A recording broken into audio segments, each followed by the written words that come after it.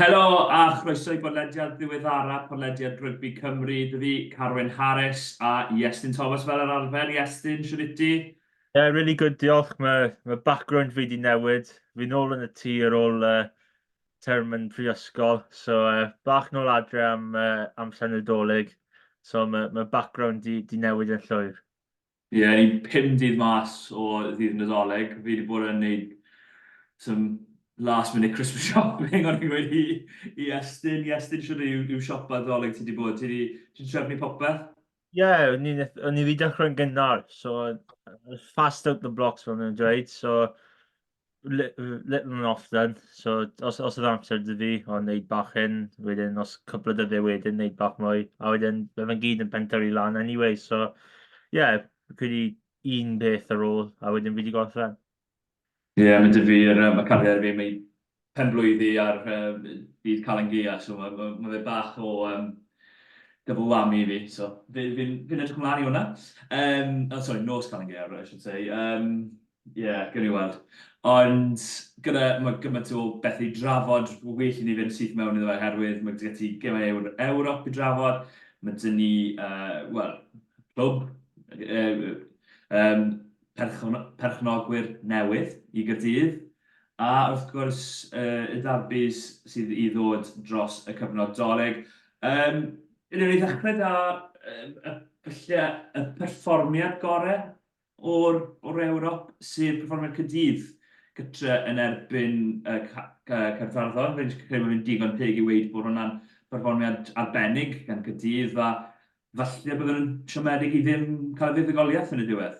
Oedd yn gêm wych i weld, i gwylio ar y... O'n i mas yn y cyngedd yn Casnewydd yn nos Sadwrn, sy'n ni colli'r gêm yma. Ond yn ystod yr interval, o'n i'n gallu gwylio snippets ar y ffôn. Ond o'n i gweld, pryd o'n i gweld pwynt bonus cais Caerfaddon. So oedd hwnna un o'r unig pethau ni wedi gweld yn fyw. Ond o'n i wedi dal ond yr gêm o'r bore di Sul. Ond oedd yn gêm wych. A fi'n credu un o'r pethau wedi dod mas yna, y dadlwythiad yna gan Teddy Williams am y caeth Hammer Web. Mae fe'n wych, a pob clod i cael dydd, wedi dod allan o'r blocs ar ôl gêm eitha hir wythnos diwetha, yr wythnos cyn yr erbyn Toulouse, a ni wedi chwarae'n eitha dda, ddim eitha, really dda yn erbyn tîm cryf Caerfaddon, oedd chwaraewyr fel Ollie Lawrence, Finn Russell, Cameron Redpath, a yn nhw heiddi y 2 pwynt na, ond falle ar dydd arall, dyn nhw wedi ennill y gêm. Ie, ambell i gamgymeriad fi'n credu yn ymwedig ar yr ail hanner, a falle wnaethon ni weld y gwahaniaeth yn y feinciau. Fi'n credu gath hwnna'n ddylanwad mawr ar y gêm do. Fainc 6-2 oedd y cyffaddon, a dath nhw man a chwaraewyr fel Cwtsi yn ysgol 2 gais oddi ar y fainc. Chwaraewyr hefyd fel Schoolman yn y rheng blaen, a Will Stewart nath rheoli'r scrum yn erbyn boes fel Rhys Littrick a Rhys Carey. A felly, dyna'n ddangos y sefyllfa ni yn Nghymru ar y foment, lle sdim y carfannau fwyaf clybiau rhanbarthol, a chi'n edrych y Caerdydd yn enwedig yn y rheng o yna, mae Alun Lawrence yn dod mewn, oedd hi ar y fainc, ond wel, y ddechrau tymor oedd ddim yn rhan o'r garfan, os mae pawb nôl, falle mae fe rhywle o gwmpas 8-9 dewis, ond mae gymaint o anafiannau y Caerdydd ar y foment, bod yn anodd iddyn nhw yn y rhengol yn enwedig. Felly, bach yn siomedig, fi'n credu ardaloedd eraill oedd bach o broblem oedd yr exit, rhan nhw'n gwneud yn Saesneg, oedd hi ar yr ail ddechrau, oedd Caerdydd yn ei llawer o gamgymeriadau yn hwnny, nath roi sylfaen i Gaerfaddon yn enwedig yn ddwy heigiau Caerdydd. Ond edrych ar y positives, so gymaint o chwaraewyr wedi wario mor dda. Pwy nath sefyll mas i ti, Iestyn? Wel, ni just sôn am Teddy Williams. Fi Ie. credu mae'r dadlwythiad na mynd i fod ar lŵp i llawer o bobl dros y wythnos neu ddwy nesaf. Oedd Hammer Web wedi dod ymlaen, yn ywedig dod ymlaen i gweld Josh Adams mynd bant. Fi'n credu nath e dod ymlaen a chwarae rili dda. Wel, oedd Josh Adams wedi sgwrdd cais gynta, so oedd hwnna'n dda i weld. Fi'n credu oedd Ben Thomas wedi cael gêm dda yn y canol hefyd. er fod felly gêm gorau fe y Caerdydd dros y tymor i fod yn onest. So, chwaraewyr wedi cael perfformiadau rili dda y Caerdydd ar nos Sadwrn. Ie, rhaid gweud yn byti, o'n i'n meddwl Belcher yn wych hefyd, fel bach o'r oedd pobl ar ôl y gêm yn sôn amdano fe fel falle chwarae arall Carwyn i garfan Cymru ym chwe gwlad. Mae pobl heb sôn amdano hwnna o'r blaen, sy'n credu. O'n i'n meddwl gêm gorau Tines y Bia hefyd. Gath Finn Russell ser yn y gêm, o'n i'n meddwl bod Tines yn gydradd a Russell am rhan fwy ar gêm, creu ceisiau ei hun a yn bylchu trwy amser a'i gêm cico fe yn wedi at y pist yn well na Russell. Sy'n ni bach o Russell yn cico, actually, o flaen Ben Spencer, ond maen nhw'n falle trafodethu rhywbeth arall. Ond mae gymaint o arfed y bath o'n dod i'r Carfaddon yn dos, a nath nhw ddangos hynny ar y dydd. Oli Lawrence neu Finn Russell yn bylchu trwy canol, ond wedyn asgellwyr cryf sy'n gallu dydlwytho fel coc yn y siga a Will Muir. Pa mor bell ti'n credu allan nhw fynd yn y gystadleuaeth hon? Trio sort allan ble mae pawb yn y grŵps nawr. Mae tîmoedd Ffrainc ddim wedi cael dechreuad mor dda i gymharu efallai blwyddyn diwethaf. So mae La Rochelle wedi colli 2 gêm, mae Racing wedi colli 2 gêm. So fi ddim yn siŵr ble gath Caerfaddon gorffen. Fi'n credu os mae chance nhw i mynd rownd i rowndiau ola, y knockout round i dweud. Fel fi ddim yn siŵr fel mae pethau'n gweithio ar ôl y pools, os mae pwy maen nhw chwarae wedyn. So fi'n credu maen nhw'n mynd trwyddo i rownd nesaf. Ond mae fe'n anodd i roi amcan, so fi'n eistedd ar y ffens am hyn. Ond fi'n credu maen nhw'n mynd trwyddo rownd nesaf, ond fi ddim siŵr os mae tîmoedd o Ffrainc mynd i dyhuno i fyny eto, oherwydd maen nhw ddim wedi cael dechreuad da yn y ddwy gystadleuaeth. Mae bach o syndod i fod yn onest, yn dweud, ti'n gweld tîmoedd fel Racing ddim wedi cael y dechreuad dda iawn o gwbl yn pôl Caerdydd. Tîmoedd eraill fel La Rochelle, wrth gwrs, maen nhw wedi colli 2 allan o 2, wrth gwrs, yn erbyn Leinster a Stormers, felly anodd iawn iddyn nhw, a Stade Francais hefyd, heb gael y dechreuad gorau a neud Toulon.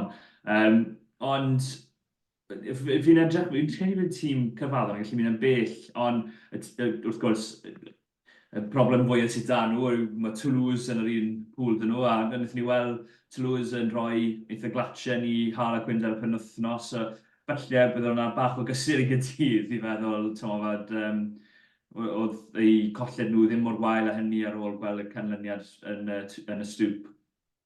O'n i wedi gweld uchafbwyntiau gêm Toulouse Quins a oedd cwbl o ceisiau Toulouse yn wych. So mae lefydd arall dyn nhw.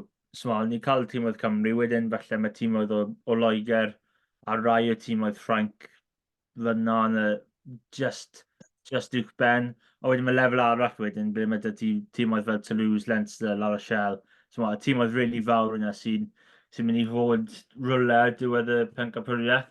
A cwbl o geisiau Toulouse yn wych. Cyda ddyn yn yr ail hanner gan y canolwr dadlwythiadau bobman. Oedd un gan y prop hefyd, a oedd yna'n cais wych. A fi'n credu oedd cwbl o pobl felly yn dweud fod gêm catred y Quins, felly fi mwy o momentum dyn nhw. Ond, nath Toulouse dangos i doniau fyna a ennill yn eitha hawr. Tydi ddangos y doniau efe. O'n i'n meddwl bydd y golau gwych i nhw. Tîm arall sy'n hedfan ar ôl, mae'n ti'n bod wrth gwrs da 2 ysgellwr fyna, BP Gun fi'n gael un o'n nhw, oherwydd fi'n wastad methu cofio enw. A wrth gwrs, Damian Penno. Maen nhw'n hedfan ar y foment. Caerdydd nesaf i nhw, maen nhw'n ware Quins gytre. Pymffle, fe'n creu yw hwnna, ar gyfer gêm agos, gêm cyffroes hefyd. Ti'n meddwl am ffordd nath nhw ware yn erbyn Carfaddon, mae Harlequin siŵr o fod yn mynd i ware yn debyg iawn dy Marcus Smith fel maswr. Maen nhw'n dod ar y 30 o Ionawr i Barcar Arfe, mae fe'n gêm nos to. siwt ti'n gweld, wel, mae spel tan hynny, ond siwt ti'n gweld gobeithio yn Caerdydd yn y gystadleuaeth. Ydyn gallu cael fuddugoliaeth ti'n credu yn erbyn Harlequins? Mae chance really da dyn nhw. O'n i'n meddwl falle bydd cyfrangon yn rhy gryf yn wythnos diwetha, falle nhw ennill gan rhyw 10 i 15 pwynt, ond pob clod i cael iddyn nhw wedi ymateb nôl a nhw wedi brwydro really galed. So mae chance really da dyn nhw yn erbyn Harlequins. Wrth gwrs, mae dal tîm dda dyn nhw, mae Marcus Smith. So falle maen nhw dod draw dy Jared Evans hefyd. Bydd yna yn diddorol i weld yn erbyn ei hen glwb. A Ond, Dilyn Lewis. o ie, Dilyn Lewis hefyd, ie. Bydd yna'n brwydr diddorol fe yn erbyn Domikowski a Cari. A mae'r gyda'n gyd yn llawer fynyddoedd, wedyn nhw'n chwarae'n erbyn i gilydd. So, ie, mae chance wedi dad y Caerdydd i falle targedu gêm yn erbyn Quins a pwy o'r falle maen nhw yn ennill y gêm na. Ie, ond cyn ni bydd y gemau ddarbi, so felly well i ni sôn am berfformiadau y tîm oedd eraill yn y cwpan arall, y cwpan her Ewrop. Dechrau bant yr gwylch, ti'n sôn amdano berfformiadau'r tîm oedd y Ffrainc a wel, Montpellier, mynd i fod yn wael iawn yn y gyngred, ond nath nhw chwarae'r gwylch ar y penwythnos, do. Ie, perfformiad eitha bizarre gan y gwylch i fod yn onest.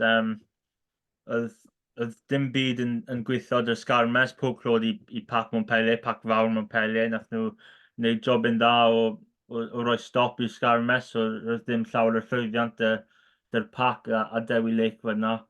A wedyn, maen nhw mor gynigol mewn pryd na'n nhw cyfleuon, smod. Chwaraewyr fel Paolo Gabisi, fel George Bridge, fel Ben Lam, smod. Dylai'r tîm na ddim fod ar gwylod y top catos.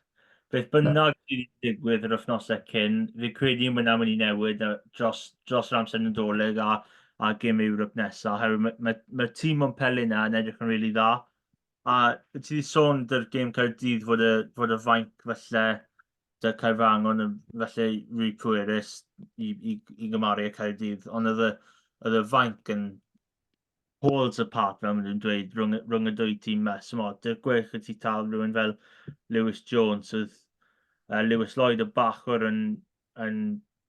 wel, oedd e'n sefyll fel rengol oherwydd oedd anediadau wedi dod yn hwyr dy Morgan Morris, dy'r gwech, Luke Davis, oedd Dan Edwards, a oedd ar y fainc dy Montpellier, oedd rhywun, oedd bachwr oedd chwarae'n ryngwladol i Georgia, Georgia tîm fawr, pac rif, yn ywedig yn y rhyng fel hyn. Oedd, fi'n gofio enw'r prop pen rydd, oedd e'n chwarae dros Ffrainc hefyd. Fi'n credu wedi chwarae yn y cwpan y byd. Folletta. Ie, Folletta. Paul Willemse. Cawr o dyn. Ie. A wedyn mae Cobus Reinach yn just cael ei his feet are up for the first half, wedyn ar ôl 45 munud mae'n dod mlaen, so yn meddwl wel. So mae Leo Colli, mae'n chwaraewyr dda, fi'n credu wedi bod yn agos i'r tîm Ffrainc fod DuPont na, wedyn, alright, yn dal ni drod mlaen na rhywun fel Cobus Reinach, a mae lefelau nawr rhwng y dwy dîm yn huge, a fi'n credu y diwedd y gym wedi darllen fod budget Montpellier tua 3 faint o beth na cael y gwylch. So, oedd e'n wastad i mynd i fod yn anodd i tîm Toby Booth yn ywedig mas yn Ffrainc. A falle bydd y tîm Montpellier dy bach mwy o revenge ar ôl blwyddyn diwetha.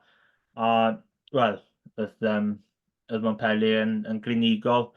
Dyna beth mae gwylch eisiau dysgu erbyn y gêm nesaf, fod angen bach mwy gynigrwydd yn y 22. A ie, wel, Montpellier yn just re-grif. Ie, oedd e'n anodd iawn i'r gwylch, wrth gwrs. Nath nhw golli gymaint o chwaraewyr cyn kick-off. Dy'r gwylch, ni'n sôn amdano anafiadau, wrth gwrs mae'n digwydd i bob un o'r rhanbarthau, ond oedd y gwylch wedi bod yn eitha lwcus i gallu cadw rhan fwyaf o cynhwyllau neu tîm nhw yn heb anafiadau ddechrau tymor, a nawr maen nhw'n dechrau pentyrru Max Nagy, Morgan Morris, chwaraewyr sydd bod yn allweddol ar ddechrau tymor.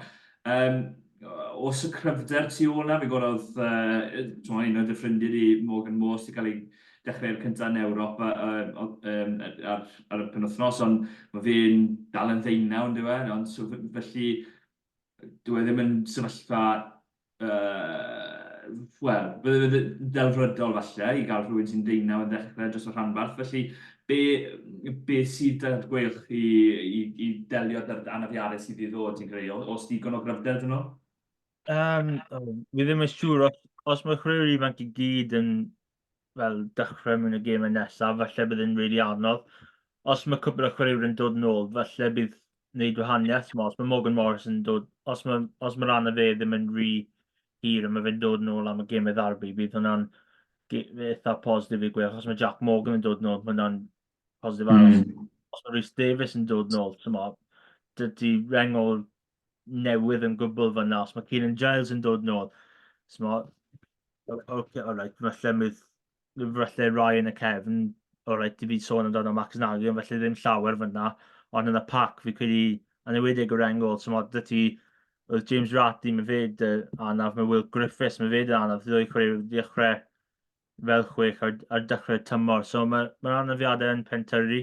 Yr unig safle oedd ddim wedi cael llawer oedd y reng flan, a Nicky Smith wedi mynd bant anaf yn y hanner cynta. So, mae'n mynd i fod yn diddorol i gweld dros y wythnosau nesaf. Faint mor hir mae chwaraewyr mae'n mynd i fod bant. Owen Watkin i arall, fe wedi mynd bant ar hanner amser. Mae hwnna'n siom i weld, herwydd yn chwarae rili dda yn y 13 safle i gymaru â 12. So, mae hwnna'n mynd i fod yn colled fawr. Os mae Kieran Williams yn mor bwysig i'r gwyll dros y tymor yma, os mae fe'n nôl, mae hwnna'n mynd i fod yn un fawr i'r gwylch. So, bydd Toby Booth yn gobeithio bod Magic Sponge dy fe, a bydd cwbl o chwaraewyr e'n dod nôl yn eitha glos i gêm nesaf.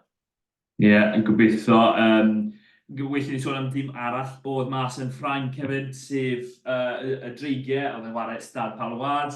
Wnaethon ni sôn am y gêm yma, a wnaethon ni drafod, os mae Stad Palwad yn wario tîm cyntaf, fi'n credu bydden nhw'n buddigol, bod yn swmpus, a fi'n credu wnaethon ni weid rhywbeth fel os oedd ddau o dîm allan fe fod yn agos, felly 2 neu 3 pwynt, a yn union fel oedd e, collodd y dreigiau yn hwyr mas na, anodd i nhw, felly i golli mor hwyr. Y dreigiau wedi gwneud sawl newid ei hun, wrth gwrs, dim Rio Dyer, dim Aaron Wainwright. Be nes di o berfformiad nhw mas yn Stad Palwad? Perfformiad dda, ond just heb cael dros y llinell falle. Ie, fi'n credu perfformiad da dyn nhw. Cwbl o ceisiau eitha dda, un o'r sgarmes. A fi'n credu cwbl o camgymeriadau falle di fod yn wahaniaeth rhwng y ddwy dim. Fi'n credu mae cwbl o cefnogwyr y dreigiau, yn ymwedig Jamie ar y rap pod. Mae fe yn sôn llawer, fi'n credu mae fe'n sôn yn wythnosol dy'r camgymeriadau dy'r dreigiau.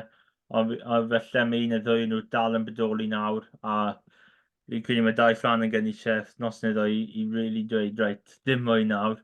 Fi'n credu mae fe'n achosi nhw mewn gemau agos fel hyn. A fel nath ni just gweld yr gêm yn erbyn Pow, mae di fod y wahaniaeth i fod yn onest. Mae wedi chwarae'n dda, fi'n credu nhw'n tîm gryfa mewn rhyw adegau, ond fi'n credu camgymeriadau rili bach mae nhw adeiladu lan tro o tro. Mae nhw yn wahaniaeth ar y diwedd, a pob clod i pob. Fi'n credu maen nhw ddim wedi colli llawer catre tymor yma, a maen nhw wedi ennill yn eto, so pob clod i nhw. Dreigiau bydd wneud yn siŵr fod y small fixes na yn cael ei newid cyn yn y Dolig.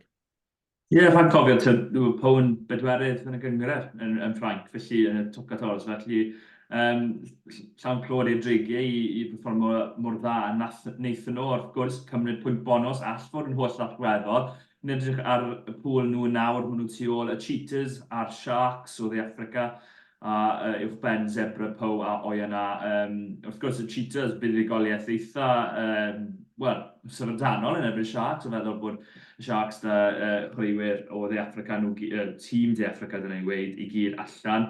Gobeithio bydd y dreigiau, gêm holl bwysig dyn nhw, pryd dewn ni nôl yn Ionawr mas yn Zebra, bydd hwnna'n gêm agos iawn fi'n disgwyl, a os mae dreigiau'n gallu cael buddigoliaeth yna, mae cyfle eiraidd yn nhw gytre yn erbyn y Sharks, felly i sicrhau lle yn y rowndiau gynderfynol, wel, nid gynderfynol, yn y knockout games fel y pe bai.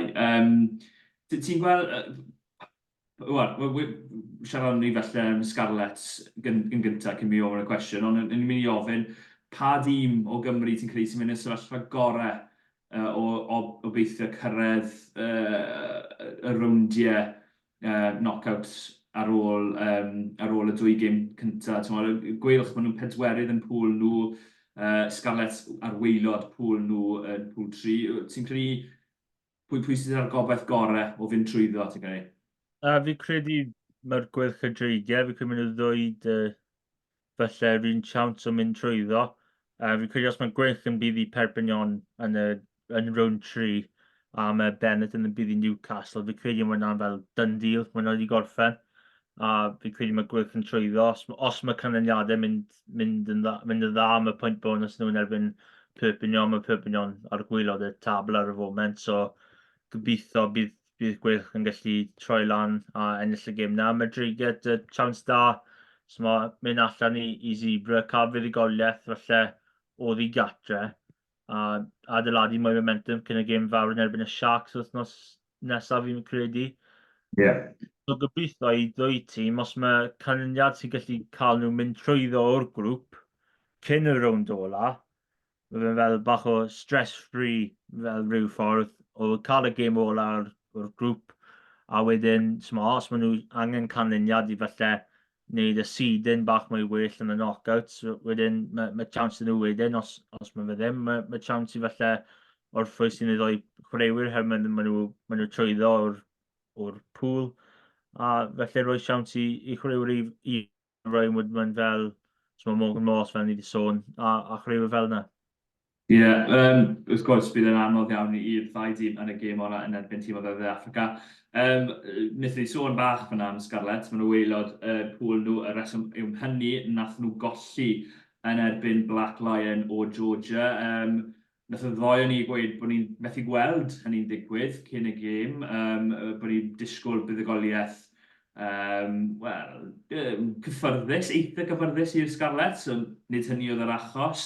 Perfformiad anhygoel i Black Lion wrth gwrs, a rhaid i ni rhoi clod iddyn nhw. Nid y tîm cyntaf o Georgia yn dod draw i curo tîm o Gymru wrth gwrs ar ôl blwyddyn diwetha. Ond i gyfnod gwiri'r Scarlett ydy hwnna fawr o gysur ydy, oherwydd bydden nhw wedi syni i golli gytre yn erbyn Black Lion. Fi'n credu tîm sydd, dim ond 3-4 blynedd, mae'n bodoli, bod nhw gymaint o chwaraewyr rhyngwladol, oedd gymaint o chwaraewyr rhyngwladol yr Scarlett fyd, felly anodd iawn fi'n credu y golled hynny. Be nes di o'r canlyniad yna, Iestyn? Ie, Siom fawr i'r Scarlett. O'n i'n meddwl, fel yna wedi sgori cais cyntaf yn y gan ffit, o'n i'n meddwl, mae bach mewn momentum. Fi'n credu bydd y Black Lion yn falle mateb nôl, ond fi'n credu bydd y Scarlett fi gryf. Wedyn, nath nhw just switcho bant. Fi'n credu they turned the lights off, and fi'n credu dyna digon. Nhw just ddim moyn chwarae ar ôl y 5 munud cyntaf. 75 munud o ddim sgori bwynt. Fyna ddim yn dda i Dwayne Peel, a fi'n credu fi ddim moyn rhoi bai ar Dwayne Peel, ond falle bydd y chwaraewyr falle angen cymryd yn bach mwy o gyfrifoldeb mewn rhyw ffordd, oherwydd rai o cymgymeriadau gan rai, yn enwedig yn yr ail hanner, yn nhw just ddim lan i lefel proffesiynol i fod yn onest. A so mae pob clod i Black Lions, i'n meddwl, her fod falle cwbl o camgymeriadau yn y hanner cyntaf, ni'n meddwl, mae cais mynd yn dy'r Black Lions, i'n meddwl, falle bydd y Scarlett, falle dyn o lan yn yr ail hanner, a falle chwarae mwy well na'r hanner cyntaf, a nhw just ddim. A mae problem fawr dy'r pac. Mae pawb yn y fiadau. Wrth gwrs, mae Scarlett i colli Samson Lee, mae fe jyst i ymddeol o'r gêm. Ond mae pac yna dal yn broblem. Mae cwbl o reili chwaraewyr dad yn nhw, fe ffitau. Wel, rhywun, mae Ryan Elias, ni wedi gweld bach o broblem dy fe dros y gemau diwetha.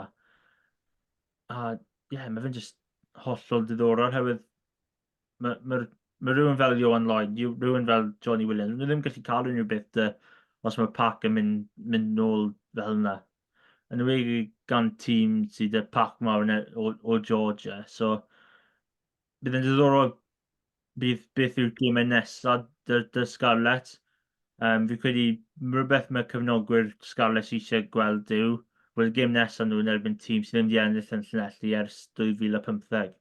So mae chance really dda dyn nhw i falle, mae darbi, mae ffom yn allan o'r ffenest yn gyfan gwbl. So mae chance really dda dyn nhw i falle targedu ddwy darbi nesaf. A os maen nhw ennill nhw, maen nhw'n gallu rhoi y gêm Black Lions neu ffwrdd, mae neb yn ei siarad amdano y gêm na am weddill y bywyd, a bydd y dwy gêm nesaf yn falle wneud newid i tymor. Bydd yn anodd iawn i'r Scarlett yn mynd ymlaen yn Ewrop wrth gwrs. Maen nhw'n teithio i Clemo, a wedyn mae Carwyn yn teithio i Barc y Scarlett ar y ddiwedd yn canol Ionawr.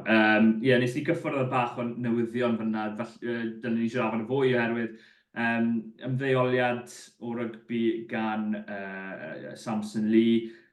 Fi'n cofio fe yn y 2015 tua'r gwmpas yna, oedd e'n anhygoel yn erbyn tîmoedd fel De Affrica. Wrth gwrs, oedd e'n cyfnod anodd i De Affrica, ond oedd e'n chwalu sgrym y De Affrica yn glwmd â Rhain Glanad a Scott Baldwin a falle Rob Evans oedd e'r prop pen pryd ni fyd. So, oedd e'n anhygoel a chwarae teg i Samson, nath gael gyrfa anhygoel yn y Crys i Gymru ac i'r Scarlett wrth gwrs ennill y gyngred. Ond anafiadau wedi effeithio i gyrfa, allai wedi bod, fi'n cofio pryd nath Adam Jones ymddeol, pa yn disgwyl bydd Samson Lee, bydd prop pen tin am ryw 10 mlynedd, oedd e'n 20 neu rhywbeth fel yna pryd ni. Pawb yn sôn am ei gefnder yn ffermio, ffordd oedd eisiau siap ei gorff fel sgwar, yn dod e. Be ti'n neud o'i gyrfa fe? Fi'n siŵr bydde fe'n bach o'n rhwystredig oedd ddim wedi cael fwy o gyfle, ond ar un pryd oedd e ar song, on song fel pwy oedd e'n anhygoel, yn dod e? Oedd, pryd ni'n gwylio fe y Scarlett a Cymru bod y sgrym fyth yn mynd nôl. A dyna job cyntaf chi fel unrhyw brop fod y sgrym yn eitha syth neu chi'n mynd ymlaen. Yrfa gwych dy fe. Oedd e ceisio dod nôl i chwarae, oedd e credu iddi chwarae y llan yn dyfru o diwedd y tymor diwetha. Ond fi credu nath anafiadau felly yn wedi pentyrru lan a fi credu, os y fe wedi dod nôl, felly wedi ddim yn un chwaraewyr felly oedd e yn y flynyddoedd cyn. Ond prop wych i Gymru yn fel ti'n sôn pryd nath Adam Jones yn ddeol pwy oedd nesaf wedyn fel Samson i bron na i fod yn onest a'n gwneud job yn eitha really dda yn ymwneud yn y sgrym dros ei yrfa a bydd fi ddim yn dweud wasted potential ond falle gallu fe ennill llawer mwy o gapau os oedd anafiadau ddim wedi dod mor cyson a mor difrifol. Yn sicr, nath Thomas Francis dod mewn, oedd ddim wedi bod yn rhyw battle royale rhwng y ddoi nhw, ond yn ffordd gyda ni ddim weld hynny oherwydd anafiadau. Hefyd, wrth gwrs, mae'r ddoi ni bach yn rhy ifanc i gofio fe'n ware, ond farwolaeth Brian Price yn ei 80au, fi'n credu. Fi methu sôn amdano fe yn bersonol, ond fi'n gallu gweud bod nes i drafod y llistad stepdar fe amdano fe, a oedd e wastad yn sôn amdano Brian Price fel un o a'r rhain gorau mae Cymru wedi cael. Oedd e'n grif nerthol a oedd e'n, fel pob ail rhain mae pryd ni yn mwynhau pethau dirgel hefyd, fi'n credu. Mae pawb yn sôn mor amdano fe fel person hefyd, ti'n gweld pobl fel hen newyddiadurwyr ac yn y blaen yn sôn amdano pa mor dda oedd e fel person yn ogystal â'i chwarae fe, felly fi'n siŵr bod Iestyn yn gweud hefyd bydd ni'n dangos danfon ein cydymdeimladau ni at ei deulu fe a pawb sydd wedi cael ei effeithio gan ei farwolaeth. Iestyn, os yna'n gwybod bod ti'n want ychwanegu unrhyw beth unrhyw straeon gan dy dad amdano fe, neu mae fe rhif ifanc i gofio? Na, fi ddim credu mae fe'n rif yn gofio, ond fi ddim wedi siarad y fe i fod yn onest, ond cyn y newyddion ti wedi dod, so ddim chance i fi cael chat y fe i dweud o, beth y fe fel, so, ond ie, mae fe'n newyddion trist i glywed a pob cyfyn deilad y pawb sydd wedi cael ei effeithio. Ie, yn union. Wel, ni nawr at Dolig, fan wnaethon ni sôn ar ddechrau y pod, a y gemau darbi sydd i ddod. Mae fe'n dod ar gyfnod od, fi'n teimlo, mor belled oherwydd, Scarlett wedi cael tymor anodd, mae fe'n amlwg. Dreigiau, wrth gwrs, ar ôl y fuddugoliaeth yna, yn erbyn o'i na nhw ar rhyw fath o bounce, ond wedyn collen math yn Star Palwas yn hwyr iawn. A wedyn y gweilch da anafiadau, a Chaerdydd hefyd da anafiadau, ond hefyd y colled hwyr yna, ond perfformiad arbennig yn erbyn Carfadon. Pwy sy'n mynd y sefyllfa gorau ti'n credu ar gyfer y gemau ddarbu yma? Pwy yw'r tîm byddai'n teimlo, wel, ni yw'r tîm gorau yn Nghymru ar y foment? O, hwnna'n cwestiwn da, herwydd mae popeth i newid gan yr anafiadau. O, Caerdydd fi'n credu just Caerdydd, hefyd y perfformiad y wythnos diwetha, a nawr mae newyddion bach o oil money, fel maen nhw wedi dweud, cwbl o pobl wedi dweud, ond ie, fi'n credu Caerdydd ar y foment, falle y rhanbarth gryfa, mae'n mynd i'r gêm yma. Wrth gwrs, os yw rhywun dyn newyddion dy'r tîm gwylch, os dy'r carfan, a beth mae anafiadau yn a faint mor hyn maen nhw mas, falle bydd opsiwn newid, ond ar y foment fi'n credu Caerdydd just. Ie, fi'n gallu gweld o le, a fi'n cytuno. Mae rhan o fi moyn gweud tawr gweilch i'w ffefrynnau, oherwydd wedyn mae llai o bwysau ar Gaerdydd, ond ie, fi'n gallu gweld y ddoi ffordd o edrych yna fe. Wrth gwrs, mae'r gemau ddarbu yn dechrau ar barc yr arfer, Caerdydd yn erbyn y dreigiau, a, wel, os angen sôn amdano hwn, mae Caerdydd byth yn colli'r dreigiau, ydyn nhw, Iestyn? Bydd cefnog y dreigiau gobeithio bydd yr amseroedd mae'n newid, ond ar y foment mae fel one-way street y Caerdydd y dreigiau. Mae Caerdydd yn troi lan a ennill y gêm yma rhyw ffordd. Mae'n mynd i fod yn diddorol i tîm Dau Flanagan os maen nhw'n gallu bwyntio nôl ar ôl y colled wythnos diwetha allan yn Ffrainc. A mae chance rili fawr dyn nhw i falle ennill y gêm yma. Mae nhw wedi ennill un gêm darbi yn barod y tymor yma. Yn erbyn y gwelch, nhw wedi buddio yna yn Ewrop. So mae chance i cael fuddugoliaeth o ddi gatre. Mae fe dal yn y wlad, ond fuddugoliaeth o ddi gatre. A fi credu mae dim lle well i ennill ar y foment na parc yr arfiau i'r dreigiau, herwydd maen nhw ddim wedi ennill na am cwbl o flynyddoedd. Ie, mae fe'n mynd i fod, wel, wnaethon ni drafod y Cardiff Central podcast fi a Harley, a wnaethon ni gweud bydd e ddim yn gêm dda. Siwr o fod, ni wedi gweld perfformiadau arbennig gan Caerdydd yn ddiweddar, heb cael y fuddugoliaeth. Fi'n disgwyl y gwbl gwrthwyneb, perfformiad echrydus gyda chanlyniad fi'n credu. A dyna siw ma fe'n mynd, dyna siwr oedd y gêm lawr yn Rodney Parade, oedd e'n gêm effernol, rhaid bod yn onest, oedd e'n gêm wael iawn. Ond buddugoliaeth gath Caerdydd yn y diwedd, a rwy'n disgwyl rhywbeth debyg, ond ni bai falle bydd falle bach fwy o chwarae yn y gêm yma, yn y gêm yna nath ddigwydd oherwydd y ffordd mae Caerdydd yn chwarae ar y foment. Caerdydd yw ffefrynnau yn sicr yn dyn nhw oherwydd y ffordd mae'n perfformio, ond par fe sydd ar dreigiau sy'n gallu brifo Caerdydd, ti'n meddwl, mor amlwg a gweud ar ynweinroet a Rio Dyer sydd wedi bod yn mor effeithiol i nhw yn ddiweddar? Wel, mae dwy opsiwn tydi fyna, Wainwright a Dyer, so rhywun really dda, fel nath ni sôn drwy gydol y tymor. So mae gêm Cygol mynd i fod yn diddorol. Mae'n diddorol i gweld pwy mae dreigiau mynd i dechrau fel deg a fel cefnwr.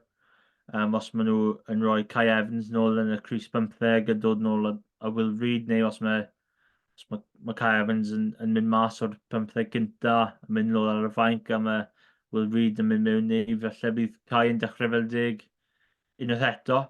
So bydd yma'n fod yn ddorol os mae Kai Evans dy gym cico yna, falle bydd yn achosi broblemau dy Caerdydd. A wedyn nhw'n fel Iestyn yn y pac, felly eisiau profi pwynt yn erbyn Liam Belcher o'r rhyw cwbl o bobl yn dweud falle bydd Belcher dy rhyw lle yn y chwe gwlad, ond mae'n mynd i fod yn diddorol. Fi dal yn credu fod Caerdydd mynd i ennill. Fi credu bach mwy o momentum yn y pac dyn nhw. A bydd fi'n credu bod nhw just fine. Ond ar ôl siarad â Harley ar cwbl o chlysur, mae fe ddim yn hoff iawn o darbi yma, hefyd mae'r gemau felly ddim dy'r greatest quality, ond fi'n credu bydd Caerdydd yn ennill. Ie, fi'n cytuno. A fi'n credu, ni wastad yn trafod brwydrau ar draws y car. Ti wedi sôn am y brwydr cico, ond unigol fi moyn sôn amdano. Falle, gen i weld fel ysgellwyr pwy sy'n dechrau i Gaerdydd, Dan a Josh Adams os mae fe'n hollach, ond fi yw'r gau yn erbyn Owen Lane falle, neu Heimo Webb, y ffordd mae fe wedi bod yn perfformio, ni wrth gwrs Mason Grady. Bydde hwnna'n frwydr da dros ben rhwng y ddoi yna. Cefnwyr allan ni weld brwydr rhwng Cam Winnett a Kai Evans fel nes di sôn. Rhain flan, Lloyd Fairbrother. Boi, wrth gwrs, gath ei gap i Gymru, wel, nid cap i Gymru, gêm ddi gap o dde yn erbyn y barbariad, ond perfformio'n dda iawn, a rhai yn sôn amdano fe fel sgrymiwr gorau propent hyn yng Nghymru ar y foment. Felly, brwydrau ar draws y car, heb sôn am y rhengol. Rwy'n gobeithio'n arw iawn i weld frwydr rhwng Ryan Woodman ac Alex Mann fel ddwy flaenysgellwr. Wnaethon ni drafod wythnos diwetha, ddwy sydd allan fod yn frwydro am y Cris rhif 6 dros Gymru am y 10 mlynedd nesaf, os nad fwy. Felly, edrych ymlaen yn arw am y frwydr yna. Be yw'r amcan di am y canlyniad? Pwy sy'n creu bydd yn fuddigol a gan sawl bwynt? Caerdydd gan 6 pwynt dwi'n meddwl. Fi credu mae'n fod yn agos, ond fi credu bod Caerdydd just dy digon i ennill y gêm. Ie, fi wedi Caerdydd gan 8 neu 9, felly siŵr o fod bydd Drigan ennill gan 50. Dyna siw mae amcanion fi wedi mynd mor belled. Y gêm arall, wyt ti'n mynd i fod yna? Scarlett yn erbyn y gwylch. Wyt ti'n bwriadu mynd? Na, fi ddim yn mynd tymor yma. Mae bach o illness yn dy dad ar y foment. Mae fe ddim yn teimlo'n hollol 100%, so fi credu ni'n cymryd y gêm y bant, a wedyn falle ni'n mynd i Pen y Bont i gwylio gêm gwych Caerdydd ar New Year's Day. Credu mae fe just a walk o'r stadium i'r car park. Falle ddim yn helpu fe ar y foment, ond wel, pob tro, o'n i siarad fe ddo, pob tro ni'n mynd lawr yna, mae'r Scarlett yn ennill, so i fe, falle bydd e ddim mynd, a falle bydd newid yn y clyniad, ond fi ddim yn siŵr.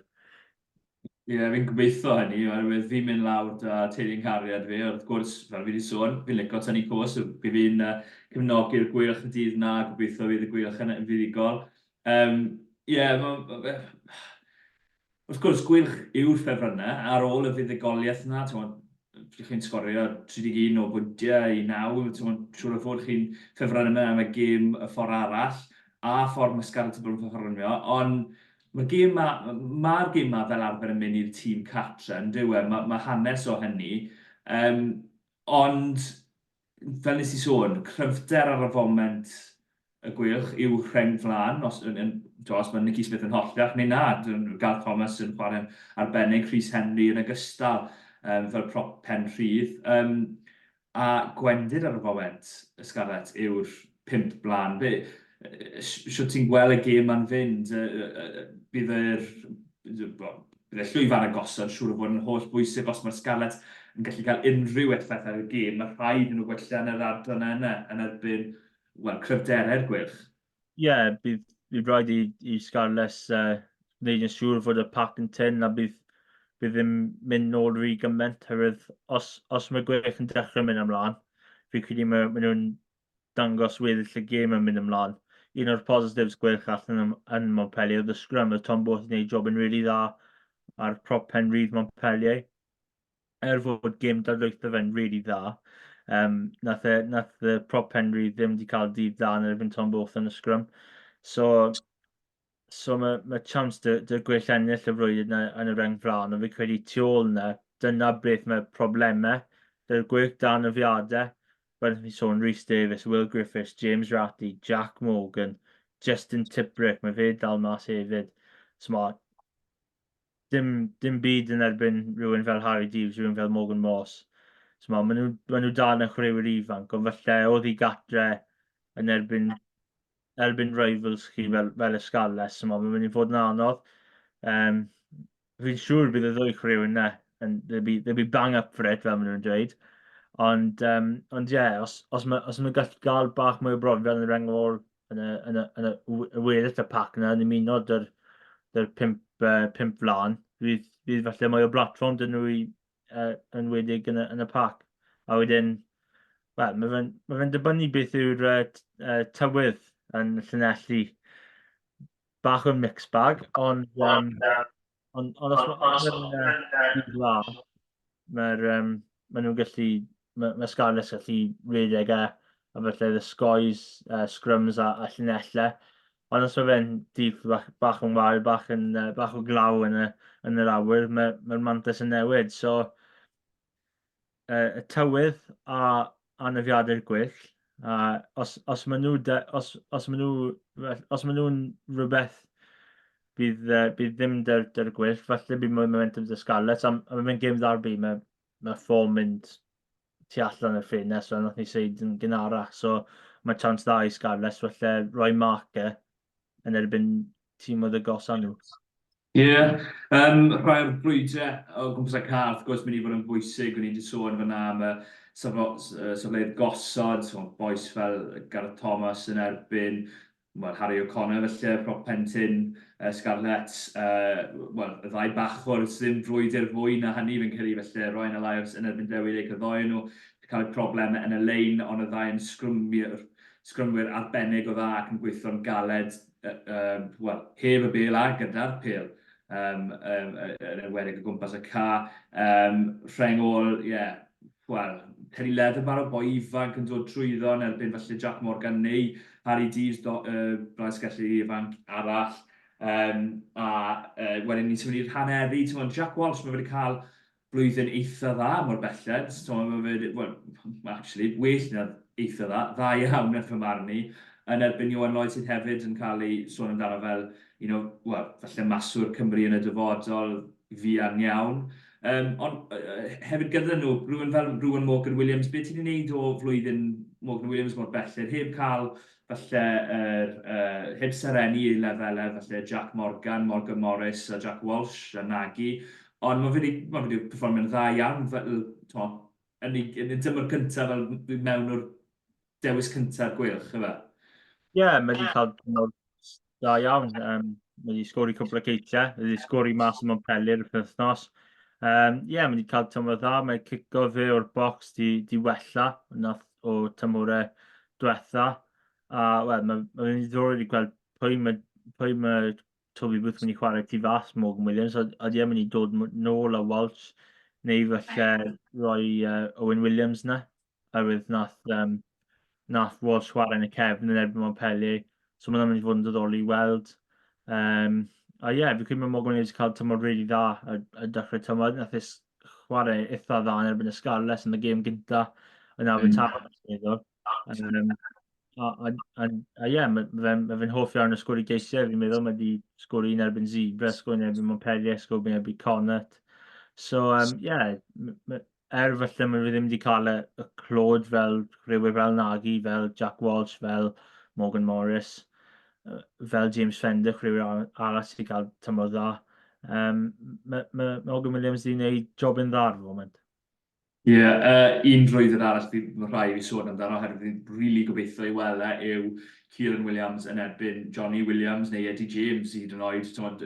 Eddie James yw'r canolor nesaf sy'n dod. Mae pawb yn sôn amdano fe yn y dyfodol. Ond Ciaran Williams wedi bod ar dan i'r gwylch am, bydd rhai'n gweud am gwbl o flynyddoedd hyd yn oed fwy. A gobeithio bydd e'n cael ei cyfle i ddangos i doniau ar y penwythnos os mae fe'n hollach. Herwydd ni ddim yn mynd i recordo podlediad wythnos nesaf, newn ni sôn amdano gêm ddarbi arall, sydd wrth gwrs, mae'n anodd sôn amdano gêm ddarbi, pryd mae gêm ddarbi rhwng y gemedd, wrth gwrs, oherwydd bydd ni ddim yn gwybod y canlyniadau, ond os ni'n disgwyl i gydydd ennill yn erbyn y dreigiau, bydd nhw yn gobeithiol felly i ennill lawr yn y Brewery Field fe nes i sôn ym Mhen y Bont, y gêm na yn erbyn y gwylch. Siwt ti'n gweld y gêm yna'n fynd oherwydd y gwylch maen nhw, fel nes i sôn, ddim mor cryf a o'n nhw ar ddechrau tymor, falle dan afiadau, ond ar Caerdydd maen nhw'n dechrau edrych fel maen nhw'n dod at ei gilydd yn enwedig y partneriaethau hwnna fel y 90-12 Ben Thomas, Tynus de Beer a Thomas Williams. Mae'n mynd i fod yn gêm diddorol. Os mae Pac yn gweill yn ôl, falle bydd yn anodd i Caerdydd, falle dangos y platform na dy Thomas Williams, dy bu Ben Thomas. Fel os mae Josh Adams yn dod nôl, of course. Ond, mae Caerdydd yn llawer momentum dyn nhw ar y foment. A os mae'n gallu ennill yn erbyn y dreigiau, bydd nhw'n rhoi mwy momentum lawr i Pen y Bont, a falle maen nhw'n mynd lawr a ennill y gêm na. Mae'n mynd i bod yn anodd yn cael i roi amca yma hwn, so sa'n mynd i gofyn y cwestiwn yna, ond lle ti'n credu bydd y gêm yn cael ei ennill a golli ar y Brewery Field? Wel, fel pob gêm yn y Pac, mae'n o'n un elfen fawr. A fel mae'r hyneri yn Meistroli.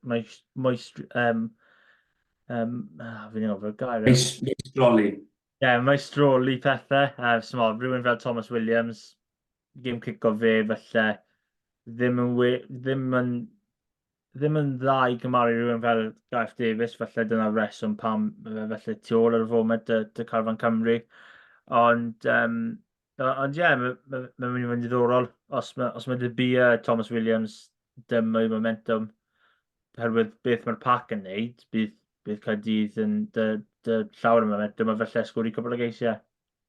Fi'n eitha gobeithio fydd yn man i mynd i weld tîmau cyntaf hefyd fel arfer yn y gemau darbi dros Dolig. Mae un tîm cryf yn cael ei wario, wedyn un tîm gwan, ond gyda'r hoi bach sydd yn nhw ar ôl y gêm na ar dydd cael ein geia, mae dyn nhw hoi tan tua pethefnos tan gêm nesaf yn Ewrop. Gobeithio fi'n mynd i fel doi tîm cry yn cael ei chwarae. Fi'n cytuno. Bydd y brwydr fi'n edrych ymlaen i weld yw rhwng dy bu a Pyrrhac Walsh, doi sydd ddim yn gallu wario dros Gymru mor belled, ond bydd nhw'n moyn dangos ei awdurdod a gallu yn y gêm na. Gobeithio ni'n mynd i weld fwy o Jack Walsh fel deg yn fy marn i, oherwydd y ffordd mae'r fe wedi bod yn wario mor belled yn y gyngred. Hwna yw gêm cynta, gêm cynta yng Nghymru, blwyddyn 2024. A ar ôl hynny bydd y dreigiau yn croesawu y Scarlets i Ronnie Parade. Pwy yw ffefrynnau mwyn? Sa'n gwybod, rhaid i fi fod yn onest, Iestyn? Wel, os yw rhywun wedi dweud, os yw falle time traveler dy fi, os fi gallu mynd mlaen i falle the 27th o Ragfyr, bydda i dweud pwy yw'r ffefrynnau. Fi credu dreigiau. Mae hynna gallu newid dros y dyddiau nesaf, gemau darbi cynta. Ond fi credu dreigiau gatre, Rodney Parade, fi credu bydd chance rhaid i ddad nhw i ennill gêm ddarbi eto yn erbyn y Scarlet. Fi'n credu fi'n mynd i gytuno. Ond bydd e'n...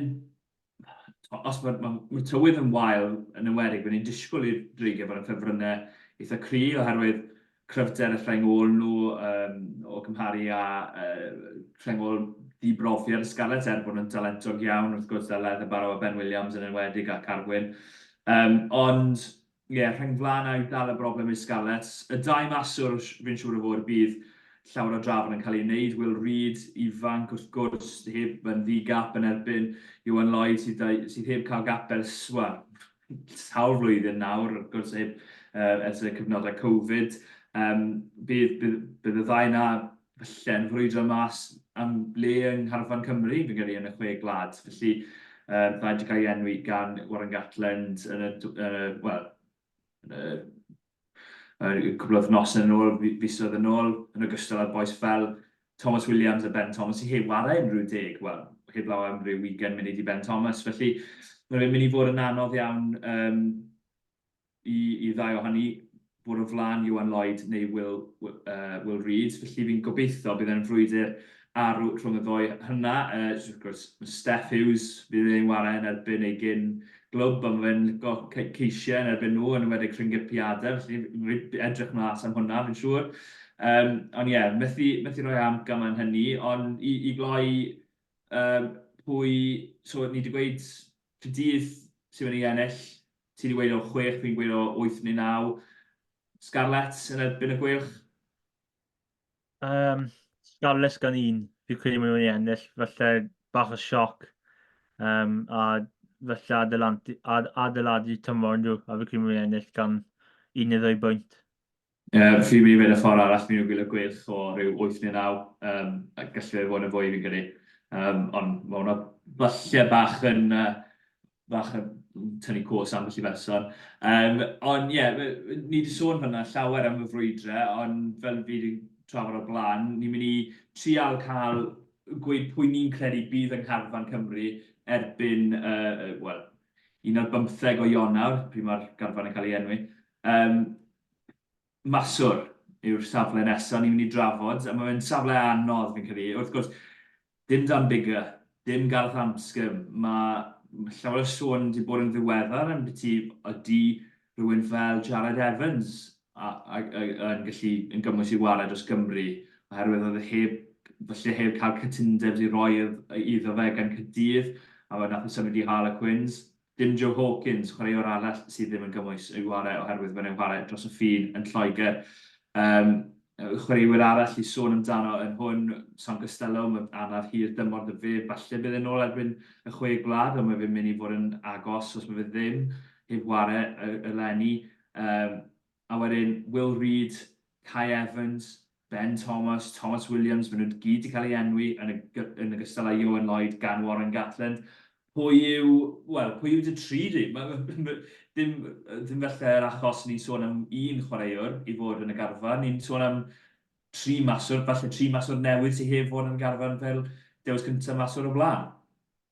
O leon ni wedi cael chat amdano hyn ar ôl wythnos diwethaf, ble nath ti just rhoi cwestiwn i fi a ddim ar y toi, so diolch am yna. Fi'n credu mae Costello yn mynd i fod yna.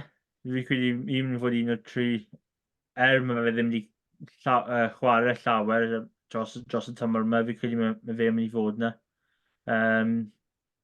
O fi ddim yn siŵr os mae Iwan Lloyd yn chwaraewyr Gatland type fel. Ie. So mae fe'n anodd. Ond yn fy marn ni, byddai yn cymryd Iwan Lloyd hefyd. Wedi dechrau tymor eitha dda. A wedyn, pwy ti'n cael y trydydd safle, mae rhywun fel Kai Evans gallu chwarae yn y cefn hefyd, so mae fe'n opsiwn. Ben Thomas gallu chwarae fel 10, so os mae Gatland eisiau rhywun yn y canol, so fi'n credu mae Thomas Williams yn ei fod yna beth bynnag. A wedyn mae dydi rhywun fel Owen Williams yn eitha tebyg i Ben Thomas, mae fe gallu chwarae 10 a 12. So fi'n meddwl Costello, Iwan Lloyd a Kai Evans, just yn ei gymgico, mae fe gallu chwarae fel 15, a os mae falle fel half penny type role, mae fe just wneud y cico i falle rhoi costio nhw bach mwy o amser i fydd yn wneud pethau yn y gêm. Ie, fi'n credu fi'n mynd i gytuno dy ti, a o'n i'n tynnu am hynny, oherwydd o'n i'n meddwl falle bod y tîm yn anhebyg, ond y ddau cyntaf fi'n credu bod nhw'n specialist deg, pwy bynnag sy'n cael ei dewis, os falle bydd yn mynd am Owen Williams a'i brofiad ond sy'n credu bod Owen wedi cael y tymor gorau mor pellter, yn enwedig yn ardal lle oedd e mor gryf y llynedd a'r flwyddyn cynt o'r tŷ. Mae fe ddim bod mor dda eleni o hynny yn cico at y pist. Fel nes i sôn, Sam Costello, y ffordd mae Gatlin yn sôn amdano fe, mae fe'n sôn amdano fe fel y maswr am ryw 5-6 mlynedd i ddod, os nad fwy, felly fi'n disgwyl bydd e'n rhan o'r garfan, falle'n ymuno'n hwyr danaf, ond bydd e'n rhan rhywbryd. Fi yn disgwyl bydd Kai Evans yn rhan o'r garfan hefyd, oherwydd ei gallu i wario fel cefnwr. A sy'n siŵr pwy bydd y cefnwr ar y foment, gen i drafod hwnna falle wythnos, wel, mae'n pythefnos. Ond, fi'n disgwyl bydd e'n rhan o'r garfan. A wedyn ti'n sôn am pwy yw'r dewis arall. Will Reid, sa'n gweld ar y foment. Fi'n credu, mae'n anodd sôn am Will Reid oherwydd mae'n chwarae tu ôl pac sydd ddim wastad yn cael gorucharddiaeth. Ioan Lloyd, fi'n gytuno, sa'n credu bod e'n chwaraewr bydd y Gatland yn meddwl, fe yw'r boi fi, ond ar yr un pryd mae fe'n warau'n dda iawn, yn ywedig yn gemau fel yn erbyn Cydydd, pryd mae'n cael y lle i warau. Felly fi'n mynd i weid ar un peth, y tri yna, ond fi yn credu all unrhyw fod. Ben Thomas yw'r llall, falle mae cyfle dy fi, ond os mae fe ddim yn wared deg, mae fe'n mynd i fod yn anodd iawn iddo fi.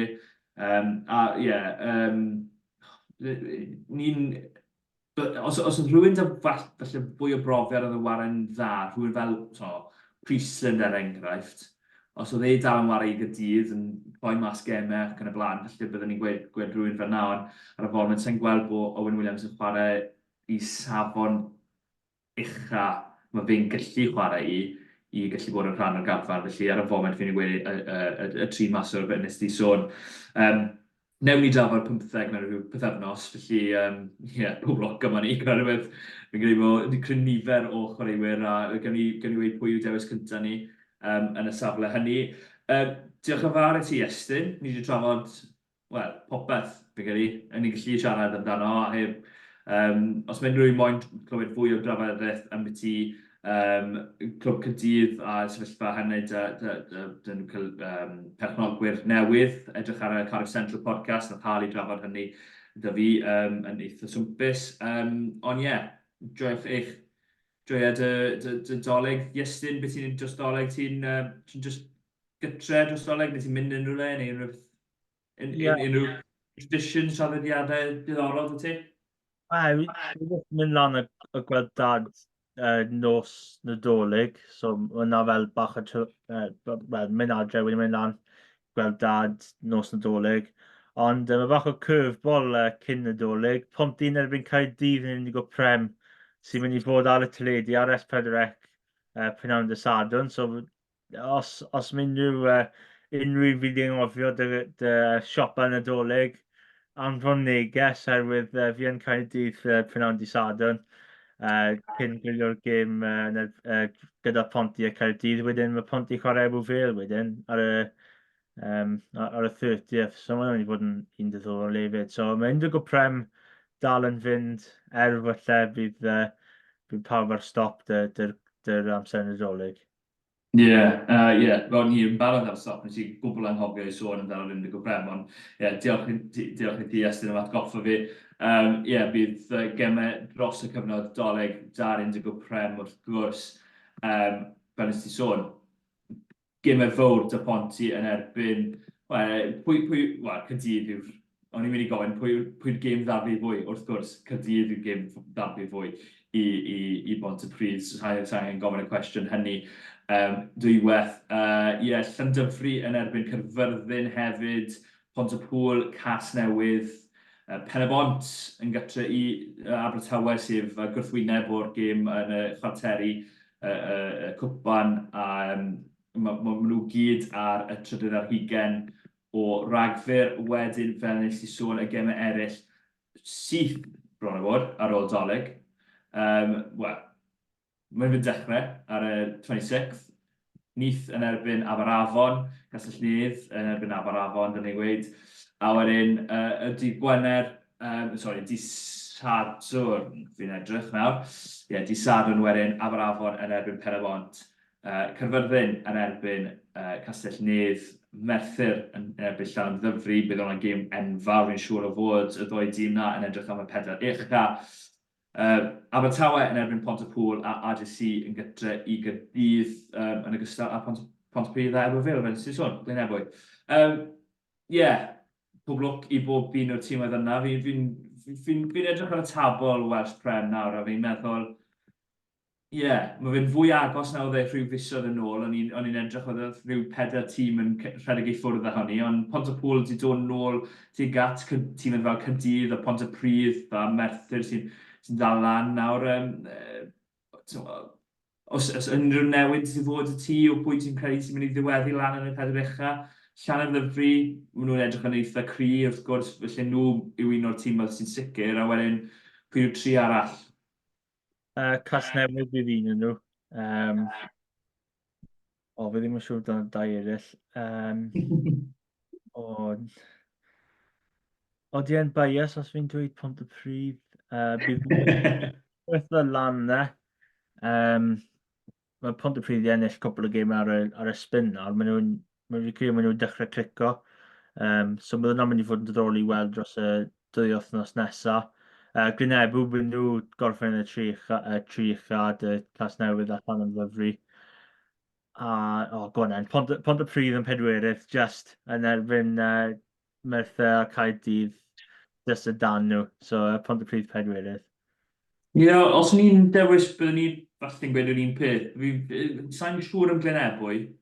Fi wedi gweld nhw'n perfformio'n dda iawn a perfformio'n wael iawn, felly sa'n gwbl sicr amdano nhw. A Pontypridd, maen nhw'n ware, pryd maen nhw'n ware'n dda am y holl gêm, maen nhw'n tîm dda iawn. Maen nhw'n weld nhw'n ware haneri o gemau yn ddiweddar. Felly bydd yn agor, wel, ni wedi enwi 4 tîm na, fi'n credu gall 8 neu 9 tîm gyrraedd y 4 ucha, falle ddim, byddwn ni'n synnu os mae Aberafon a Pen-y-bont yn gyrraedd yna, ond maen nhw'n dal yn gallu. So pob lwc am y tîm dros y cyfnod Dolig. Fel fi sôn, dim pod o'r wythnos ysa. Ni'n mynd i cael hoi fach ei joio. Joiwch yr quizzes Dolig gan y rap. Maen nhw'n gyd dros gyfryngau gymdeithasol. Dilyn ni ar gyfryngau gymdeithasol, dilyn ni ar YouTube ac yn y blaen, a gwrandewch ar Spotify neu ble bynnag chi'n clywed y podlediad, y pod Cymru. Nath nhw curo ni i roi pod ni mas o'r ddos yna, felly well i ni curo nhw wythnos yma.